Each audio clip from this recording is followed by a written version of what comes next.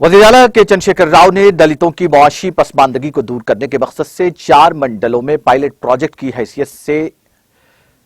आगाज की जाने वाली दलित बंधु स्कीम के निफाज के सिलसिले में जारी माह 13 सितंबर को दोपहर 2:30 बजे दिन प्रगति भवन में एक इजलास मुनक्किद करने का फैसला किया है, जहां पर दलित बंधु स्कीम को पायलट प्रोजेक्ट के तौर पर लागू किया जाएगा। वाज़ेह रहे कि वज़ीर आला केसीआर ने हाल ही में इस बात का ऐलान किया कि दलित बंधु स्कीम को पायलट प्रोजेक्ट के तौर पर हल्का असेंबली हुजूराबाद समेत हल्का असेंबली मधेर में वाक़े चिंताकानी मंडल, हल्का असेंबली तुंगातुर्ती में वाक़े तिरमलगिरी मंडल, हल्का असेंबली के अचमपेट में वाक़े चारागोंडा मंडल और हल्का असेंबली जुक्कल में वाक़े निजाम सागर मंडल में पायलट प्रोजेक्ट की हैसियत से दलित बंधु स्कीम पर